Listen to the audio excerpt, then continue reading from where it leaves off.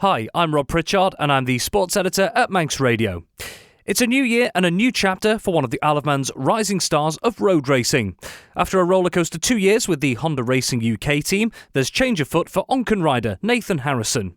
For 2025, he'll be contesting the Isle of Man TT, Northwest 200 and maybe a few more things besides for official Honda satellite team H&H Motorcycles. I've been catching up with Harrison to find out what his ambitions are for the season ahead and how it feels to be continuing his journey in a slightly different environment. Yeah, really good. I've been to middle to end of February, start of March.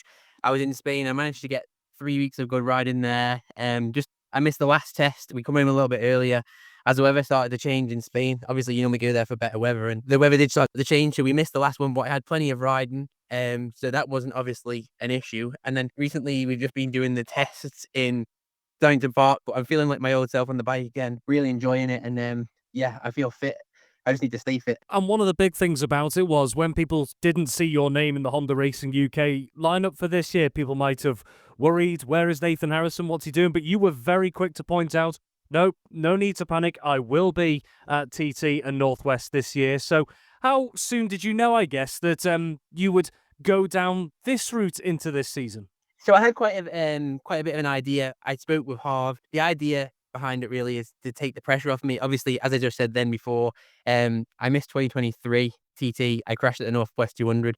I did have other things going on, obviously at home anyway. So I think everything was meant to happen for a reason then. And then last year I ended up crashing in Spain, and it's no secret now I definitely wasn't fit at TT last year. I was looking at pictures on my phone from a year ago today, and I was thinking, how did I do the Northwest 200, which is in less than 2 weeks' time in the state that I was in?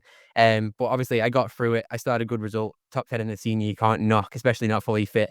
So the kind of idea behind it is to kind of take the pressure away from me. And with their support, so obviously I'm running under the H&H Motorcycles banner as an official Honda satellite team. So I'm still getting their support. They're still supplying me with the thousands. We have bought our own 600.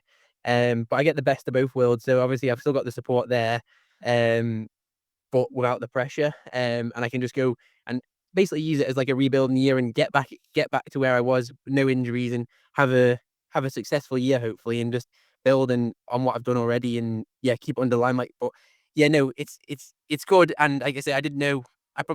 We kind of had, when the official Honda news come out, maybe like the week before, we'd finalized everything, and then between us and Honda, we kind of put the post out there just because obviously there was like quite a lot of people asking what was going to be happening. And like you said there, but part of this is going to be maybe take a little bit of weight off your shoulders, to coin a phrase. But with the H&H Motorcycles setup, a different banner to maybe the private outfit you had before you joined Honda. But does it feel in some ways a little bit like, I suppose, putting on an old pair of shoes going into this as a slightly different route as a satellite team? Yeah, definitely.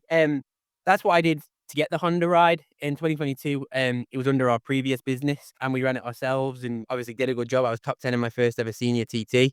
Obviously now I'm coming back with our new business, H&H Motorcycles, and I kind of like being under the radar, I like doing my thing, and like you say, with the official with the official Honda team helping us, we've got that bit more support this year. But like you say, I did enough job in 2022 to get the Honda ride as our team. I've got, obviously my dad's been around for years. I feel comfortable when my dad's around, and I'm really looking forward to it. Like you say, in the tests I've done, the last couple of tests, I felt like my old self again. I'm feeling confident on the bike, and I just need to stay like that. Obviously, keep the pressure to a minimum and just go and enjoy my racing. And when you're, like you say, a happy rider is a fast rider, and I'm really looking forward to it. And you sort of alluded to it there, like almost like the team around you a little bit. How different is the environment this year, going back to maybe your roots a little bit, rather than saying, obviously the massive amount of resources that Honda Racing UK would have put at the likes of yourselves in the last couple of years? What's it like, the difference going from that back to, I suppose, a more personal approach? Yeah, that's it. I've made friends for life in Honda, with the Honda race team. Like, I still chat to them on a regular basis. When I was at Donington Park and I went down and seen them all, said hello, had a laugh with them all. And yeah, so like I've got friends for life there. But obviously, as you know, when you walk in there and there's like 1,000,001 people and they've all got a job to do and everyone's there to do a job, you do feel the pressure that you've got to obviously do well, even though Honda didn't put any pressure on me personally. Like, I was there as like a progression plan, but obviously as a rider, you always put pressure on yourself and you always want to do well. So obviously now it's a bit more relaxed in the terms of it's me, my dad, we've got two technicians that have got plenty of TT experience from their old team, and I've got a couple of mechanics from the Isle of Man that's helped me in the 2022 team. So yeah, it's basically just on a smaller scale, and basically, as you say, make it more personal and go and have fun and hopefully go and get some good results. That's the main thing. And going into the rest of this year, when you look back, for example, on the time you've had with Honda Racing, yes, you've mentioned, it's been a bit frustrating at times with injuries and so on. But what are the biggest lessons you've learned, whether it's on the track or off the track? What are the biggest lessons that you learnt in that time that you can take forward into the future? So really, that was like a life experience. That's a good way of putting it. You go into a massive team, there's a massive infrastructure, there's things I've learned in there to the way that the team runs, the way how, like, for example, like they have like a tire technician that looks after all the tires and all of that there I've learned and how it all works. Whereas like normally you just have your bike on a set of tire warmers. So I've kind of took that now, what I've learned, and bringing that into our own team. That was something I'd never have known of before. And the way like you debrief with your crew chief, I've learned so much how I can explain what the bike's doing to try and improve the bike. So Richard from Maxton, he is like our suspension supplier, and I've had a close relationship with Richard all of my racing career really. But I've finally now managed to be able to relay information a lot easier because obviously I've learned that from what the crew chief asks from you in Honda. So all of that improves you as a rider and hopefully makes you faster and obviously and ultimately safer because you're more comfortable on the motorbike. For you, how much is it after the last couple of years? Like you said, you've dealt with a few injuries and you want to get kind of back into a rhythm. When you go to like the Northwest and particularly TT, like you say, that is your be all and end all. How much is going to be able to enjoy it as much as you can, play a part in finding and continuing that love for the sport? Yeah, that's it. Obviously, I'm back in obviously I wasn't unhappy before, but I'm in a happy environment. I'm comfortable. I'm relaxed. I'm enjoying riding my motorbike. And like you say, obviously every rider wants to do well. Obviously I finished 7th in my senior TT last year. That's my second senior TT after missing a year. My plan is just to go out, enjoy myself. And obviously I want to build on that. So if I can make the next step, being realistic, am I going to be on the podium? Probably not.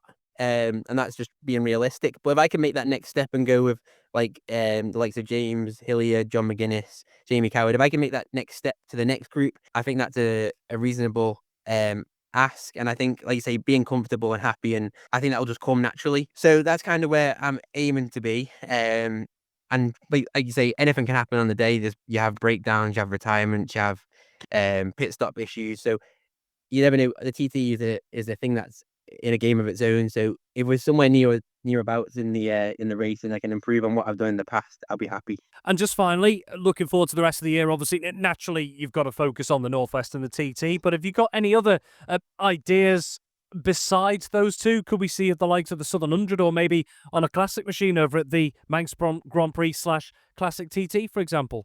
Yes, definitely. I'll definitely be back down the Southern 100. I will be at the Classic TT. I'm just confirming a couple of bikes and everything yet, so I better not say too much on that one. But I will be back at the Classic TT and Manx Grand Prix. Obviously, that's where it all started for me. And then what I'll do in between is I think we're just going to pick and choose some British Superbike rounds. We're not sure yet whether it's Super Sport or Super Stock. Obviously, we have got the Super Sport bike there now again.